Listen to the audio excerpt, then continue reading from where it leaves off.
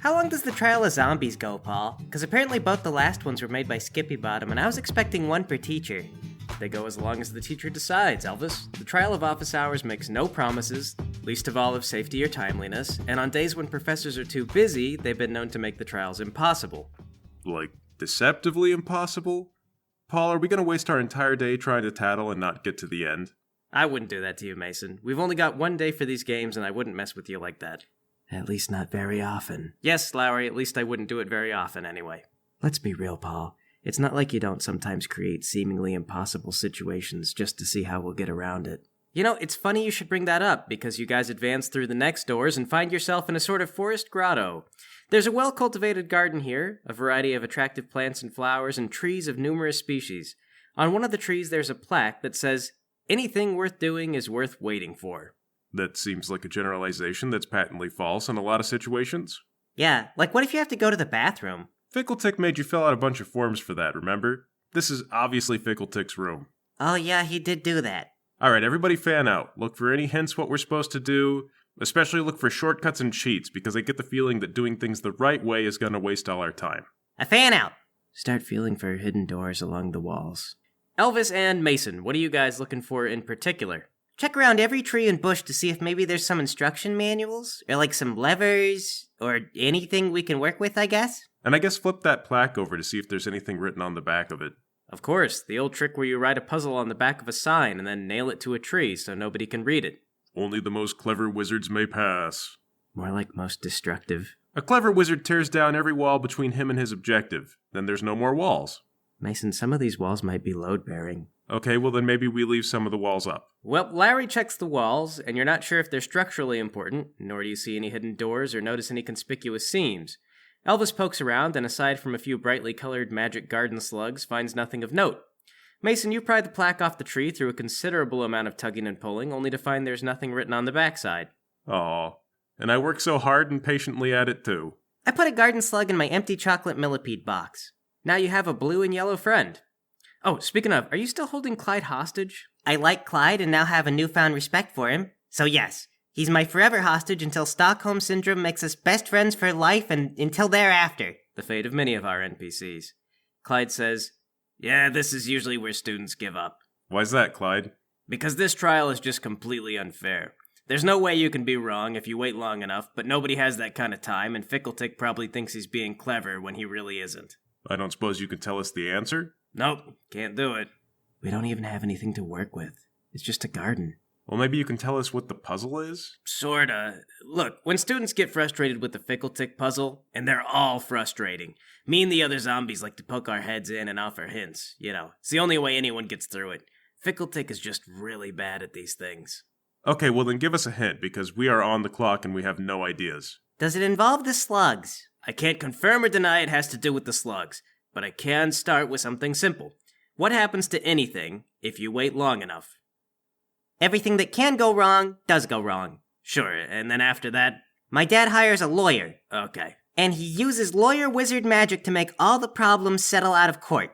Yeah, okay, but let's go further. What happens after that? Wait, is this puzzle going to take longer than it takes to settle a lawsuit? It can take years to settle a lawsuit. We'll graduate. I am well aware. And many years after that, we'll all be blank. A powerful lich to rival Skippy Bottom. Obviously, we can't all be that, or else there would have been one other wizard who ever was that. Skippy Bottom was the first and made it his business to be the last. Don't get your hopes up. Oh, okay then. Well, many years after we graduate, we'll all be disappointed. I'm disappointed now. This puzzle sucks. And then what happens after all the disappointment and old age and all the rest of that stuff? Heat death of the universe. We need to freeze the room. Okay, way too far. All right, back up to at least within the planet's lifespan. The sun expands into a red giant and engulfs the earth. We have to set the room on fire. Clyde kind of hangs there, like he's trying to think of what to say to that. Wait, am I onto something? Hang on, does anyone know how to make fire? Nope. No. Darn. I can't believe no one thought of that. Any magic we want and nobody can make a fire? It seemed too obvious. Listen, guys, just fill in the blank. Okay, if you wait long enough, we'll all be blank. Zombies. We're not all gonna be zombies. Back up a step before zombies. Okay, dead. But just so you know that even as a zombie, you're still dead. So the room needs death to let us pass through? Again, can't give you the answer, but if you wait long enough, every living thing in this room would be dead. So we need to offer a human sacrifice. I knew this would happen eventually, I just thought this was senior year stuff. Okay. I'm kidding, Clyde. But killing all this stuff is going to be a lot of work. Lowry and Elvis, can you guys use your levitato to yank up the trees? Maybe we can start with big stuff and gradually work our way down. It's like 50 strength. I think that's enough for a tree. Okay, start with this one that has the plaque on it, and then use that to beat the other trees to death.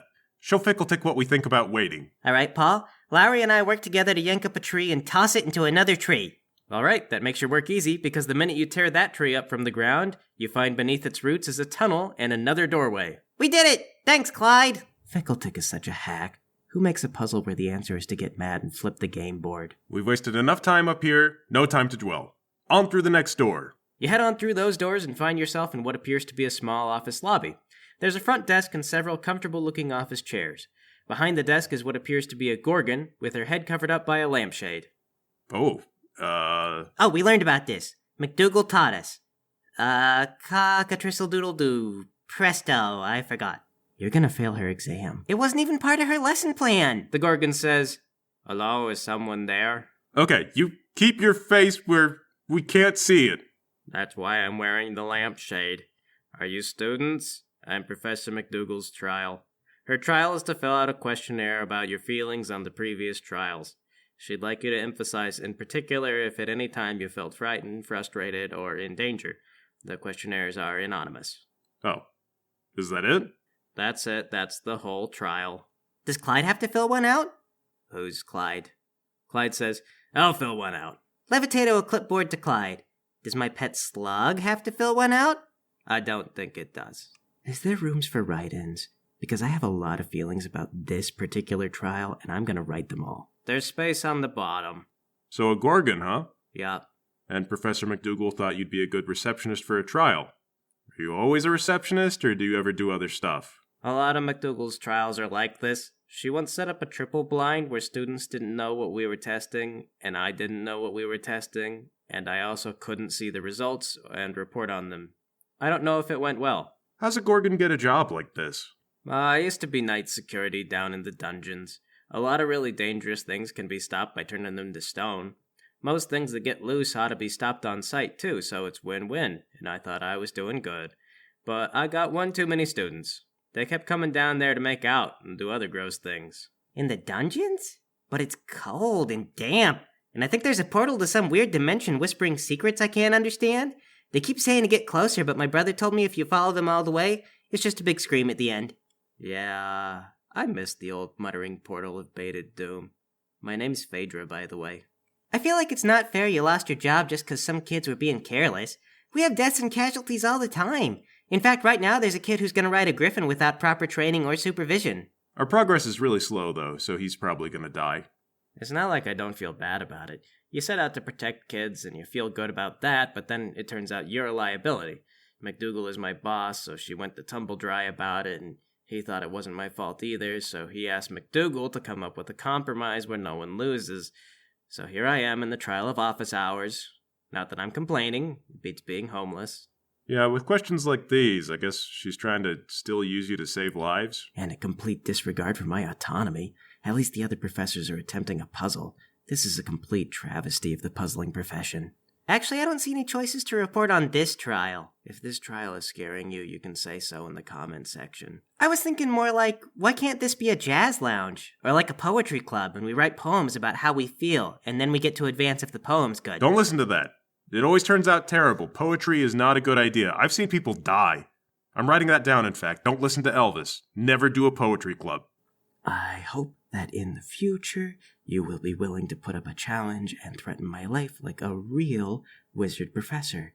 I did not come to this school to be treated like a child, and I will be writing a letter to whoever or whatever is my government. And done. Tell McDougal to feel ashamed. I'm trying to save a child's life. The least you could do is try to create some drama to underscore the tension. This is amateur hour. Turn mine into. As long as we don't write poetry, I'm happy. I'm also going to recommend dividers so people can't read what I'm writing. You were saying it out loud. And also mandatory earplugs. Clyde hands his in. I just recommended having it be broadcast if this is a fighting situation, because I'll tell you, I felt very stressed today. We could work on that. Phaedra says, Oh, I can relate to that. I've been surprised hitting the head an awful lot since getting this job. The doorhead swings open and leads to a hallway with another set of doors at the end. Once you enter the hallway, the doors swing shut and latch behind you. Ugh, man, I let my guard down. Dang it. Frickin' always put a cinder block in the doorways of mysterious dungeons. This always happens. Well, you know how these things go. Nowhere but forward. Just puts us on deadly ground. Now we have to fight like crazy or die. So stupid. Give us the chance to run and we will. On you press through another set of doors, which leads into an arena. A solitary suit of armor stands rigidly in the center of the room. What ho! Students come to take a test of valor. I am the final step of your trials. There's a variety of weapons on racks along the wall. Maces, axes, swords, spears, all melee options. No slings or crossbows or anything. Select your weapon and we shall begin our duel. Do we have to? I'm not much of a fighter. I'm 12. Well, you don't have to choose a weapon, no. I always respect an opponent who fights with his bare hands. If such is your choice, then have at. I mean, do we have to fight at all? I'm afraid fighting is all that I know. So if there's another way through, I don't know it. All right. Lowry, Elvis, pin him down. But then I have to set Clyde down. But just set him down over there. Yeah, I'm not going anywhere. Okay, set Clyde down and levitato! Levitato. You guys hit him with the spell, but the magic simply slides off him. A noble attempt, but now it's my turn. And I'll start with the big one! He runs towards you guys, flicking his sword elegantly upward in a slicing motion and cuts Clyde from crotch to sternum. Clyde falls to the ground. Oh man, I'm not even one of the contenders. I was kidnapped from another trial. Oh, my mistake. Terribly sorry. Jeez, you're really gonna kill us. Of course, there'd be no stakes otherwise. Elvis, he turns and grabs you by the throat, squeezing tightly as he does so. Take 8 stun, 3 body. He pulls the sword back. This next part is going to be painful, but quick. Paul, I pull out that box and I dump the slug down this guy's visor. All right, that's a hit. You pull open the visor and see there's nothing there. He's an empty suit of magical armor. And you dump that slug right down into him. Oh, gross. Oh, that does not belong in there. He drops you. Mason, you're up. Scramble away and hit him with the ultimate nostalgia beam. Just as with the levitato, the spell slides right off. Oh, come on. Immune to magic? Really? It's all we know. Larry. Levitato Elvis safely to the other side of the arena. All right, you grab Elvis and fling him to the other side of the arena. Elvis, you roll across the dirt floor, kicking up dust until you come to a stop. Thanks, Lowry. Don't mention it. The suit of armor finds the slug and fishes it out of himself, then crushes it in his hand. Right. Well, that's one kill, technically. He turns to you, Lowry. Defend yourself! He lunges, once again sweeping from crotch to sternum. Before I tell you the damage, do you have any way of saving yourself? I do have a healing spell. If you let me abort my turn to heal myself right as I take the damage, I might live. I'll allow it. Oh god, not the danglies. Innervado! I heal 8 damage. In a panic, you summon the healing energies, knowing full well the sword is coming. It flies through you like you are made of sponge cake. You'll take 15 body, then heal 8 of that. Alright, and that's a crouch shot, so oh god, pass out. Larry's down. This armor moves fast. Of course, he's got nothing in him. Elvis, you're up. Levitato! Grab a weapon off the rack and hurl it at the guy. Twong! You grab a mace at random and send it shooting like a star across the arena. It bounces off the armor's chest, severely denting it. The blow so hard you knock him down. Oh, good show! I may be immune to magic, but the weapons can be wielded however you see fit. Mason! Oh no, I leap on top of him. Well, he's lying down, so it's practically a matter of just jumping on him, at which point you slap away fruitlessly with your bare hands against pure iron. Mason, how am I gonna hit him now? You're on top of him. Dang. The armor bucks his hips, throwing you off balance and reverses your position. Now he's straddling you, holding you down. He's going for the stab, but the sword is unwieldy at these close distances and you're thrashing around too much. I surrender! That is not an option! Elvis. Paul, grab a spear, try to impale the armor against the wall like a butterfly. In one fluid motion, you pull a spear from the wall and ram it into the armor's back, launching him off a mason and sticking him to the wall, facing away from the both of you. Ah, he says, looking down and gripping the spear. Well, I may be able to escape this given time, but not before I'm pummeled to obliteration. I concede. You just said that wasn't an option. Yes, for you. A magical seal on the door at the opposite end of the arena fades away. I applaud your valiance. Sorry once again for your zombie friend. Clyde stands up, doing his best to hold himself together. Go and slap Lowry awake. Hello? All I remember is a bright light, and then an angel descended with her hand outstretched, and then she kicked me in the jewels. Yeah, that's kind of what happened. We did it, Lowry! We passed the trials! Oh, did we? Thank God. I was starting to have second thoughts about risking my life for Robert's safety. It's more than that, Lowry. It's about an ideal. Standing up for what's right, or what we believe in, or just for being a little jerk. Paul, we carry on. I need to see a doctor. Through those doors you pass, and once again you find yourself in something of an office environment, with potted plants and a water cooler. There's 4 doors and a plaque near each door with the name of one of the teachers. One for Tumbledry, one for McDougal, one for Fickletick, and one for Skippy Bottom. It's the moment of truth. Who do you choose? See, there's that false dilemma thing again. Clyde, can you go into Fickletick's office and tell him some kid named Robert is going to ride one of the griffins without supervision? Man, I'm gonna be doing paperwork for hours. I know, that's why I'm sending you. Elvis, Tumbledry likes you the best, so go... No, I gotta talk to Skippy Bottom. But he doesn't like you. He doesn't like anyone, it's the same. Fine, suit yourself. Then Lowry, I feel like Tumbledry doesn't know what to do with your willingness to give up and die. So you tattle to him, and I'll see if I can get something out of McDougal. Will do. All right, team, break. Everyone heads through their respective doors. We'll start with Elvis. Elvis, you find yourself in a rather distinguished-looking office with various decorations that likely predate history. Skippy Bottom is writing something, but he pulls his hand away from the quill and it continues writing without him. Come, he says, motioning to the chair across from him. I should hope your visit is worth visiting for. I sit down. Yes, sir. I've come to beg for you to teach me. I am teaching you. I know, sir, but privately. More than the other students. I want to be a lich and do amazing things. You don't realize what you're asking to sacrifice. It's a higher calling than all that I am now, sir. You haven't the stomach to go through with it. You're dismissed. I stand up and I slap Skippy Bottom. You slap Skippy Bottom across his alabaster face. He gazes up at you with his embery eyes in a long, dreadful silence.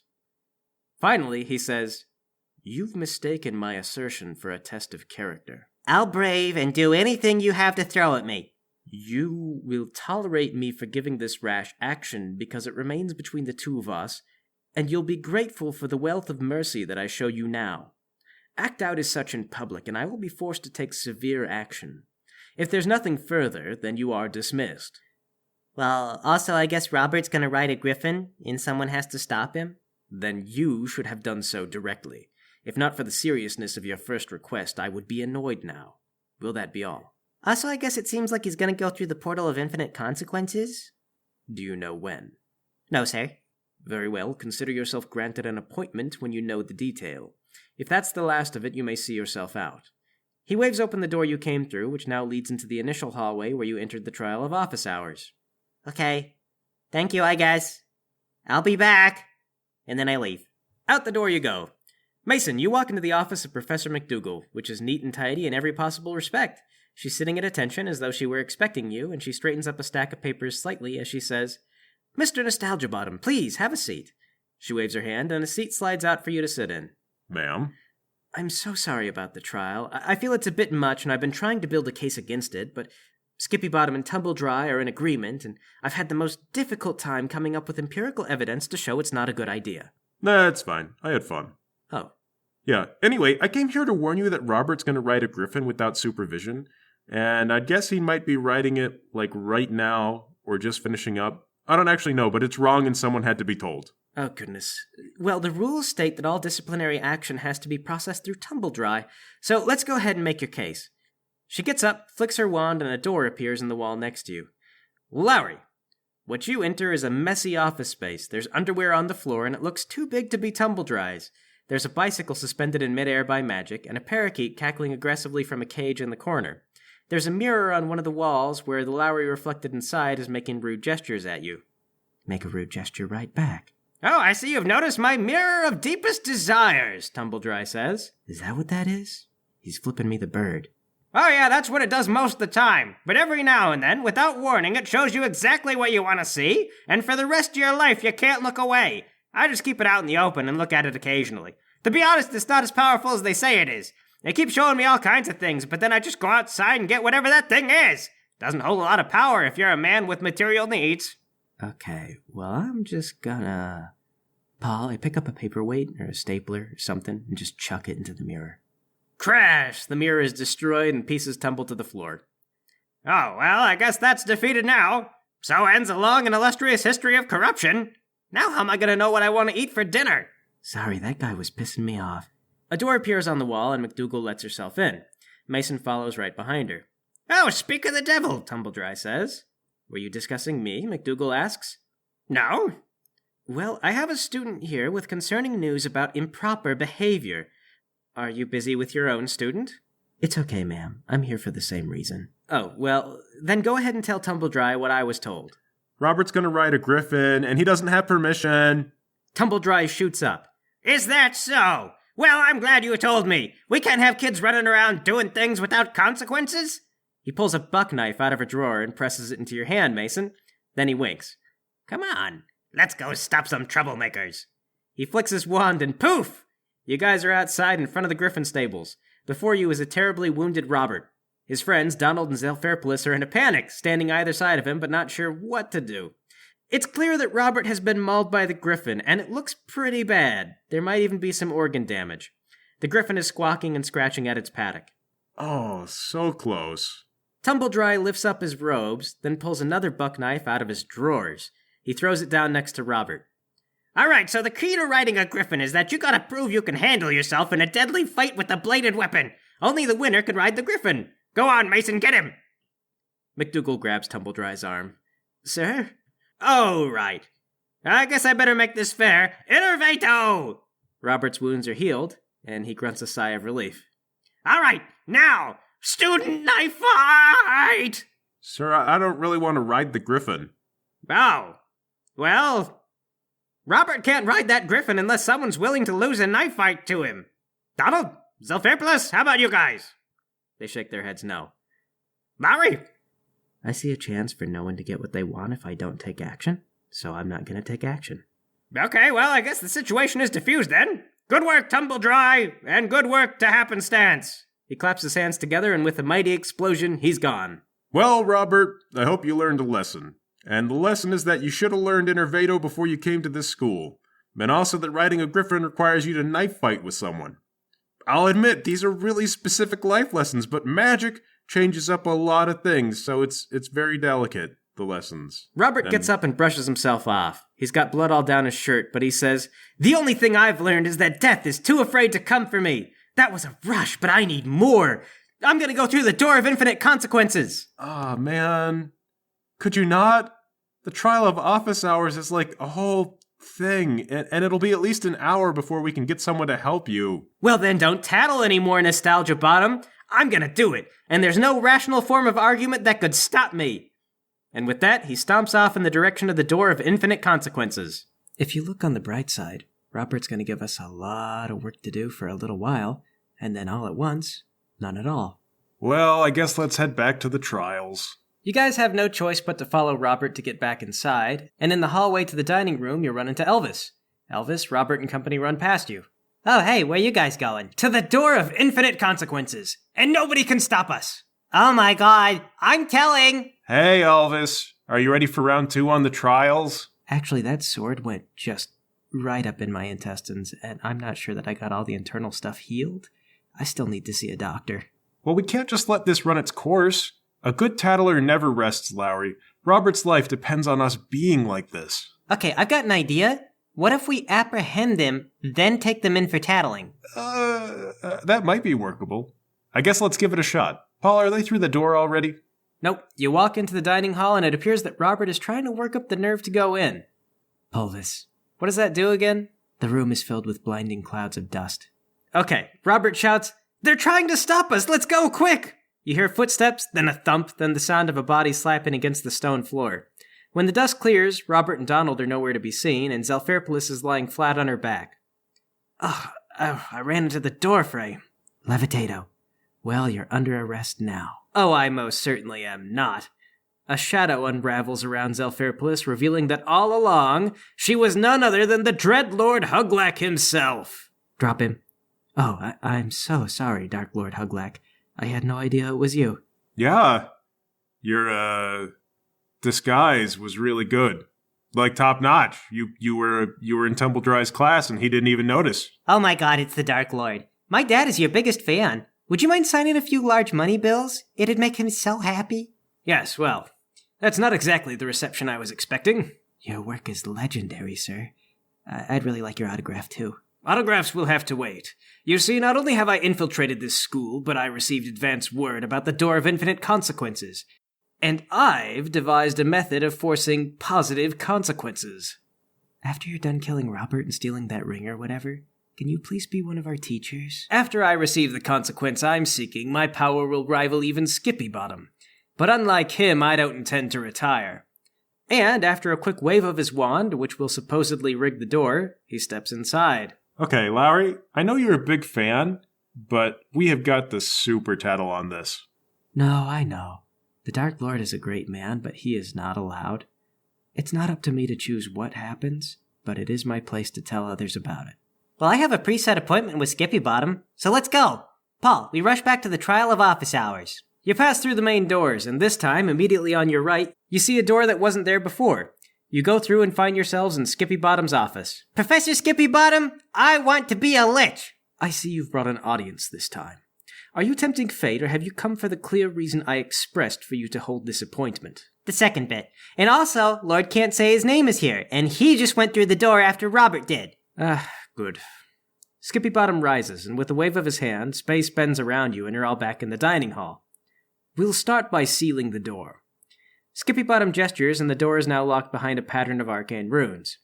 And step 2. A portal to the sun appears. Skippy Bottom simply waves the door into the sun. There we are. The portal closes. Applaud. Robert and Donald were still in there? I deemed them acceptable casualties. They will be dearly missed. But Lord Huglack said he'd figured out how to rig the consequences. He could be powerful beyond reason now. There were no consequences inside that door. I was the one who leaked, he makes air quotes with his bony fingers, that this year's danger challenge would involve such a powerful artifact. But the truth was, it's a simple stasis trap which Huglack brazenly walked himself into. Oh. And I guess Robert and Donald were cruising for a death sentence anyway. Indeed. Well, sir, this has all been amazing, and you've probably done the world a great service, but so you're aware, I'm telling on you. Go ahead.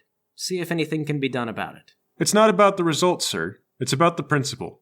Paul, I return once again to the trial of office hours. I guess I go too. All right, but after this, I have to see a doctor. Off you go to continue the endless cycle of tattling. Tumbledry is in fact powerless to do anything about Skippy Bottom, but you impart that knowledge and that's enough for you. With each tattling, I can assume that Elvis once again demands to be a lich. That's right. Well, after a great deal of persistence, one year Skippy Bottom finally gives in, and you begin a dark and terrible path. Mason, you find yourself with many great memorable years behind you, and nothing to look forward to. And this happens every year until you die having lived a fairly fantastic life, which you admit to having, but you never properly enjoyed at the time.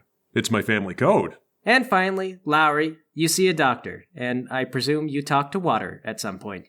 It's actually a spell I bought. I can telepathically communicate with water. I just never saw fit to use it. Well, there it is. A job well done. Everybody did great. Thanks for the game, Paul. I tell you what, Paul. I'll run the next game. I'm thinking about vampires, ruling the streets, political bickering and infighting, all that fun stuff. All right, sounds good. I'll think of a character and I'll see you guys next week. So that was Everybody's Neville, a tale of adventure to stop other people from having adventure. Coming up next is Vampire the Charade, a story of petulant vampires and the lives that they live. If you guys enjoyed this, and I hope that you do, I've got other stuff that I've worked on over the years. There's tons of things, YouTube, comics, whatever. You can find some of those on donsomewhere.com. That's our website. Again, that's donsomewhere.com. And if you'd like to support me on Patreon, I would really appreciate it. It helps keep me going. I'm on Don Somewhere there as well, so that's Don Somewhere on Patreon. If you join me on there, I try to upload new episodes a week in advance. Anyway, that's all for this arc, so I hope you guys will join me for the next one. and you have a fantastic day.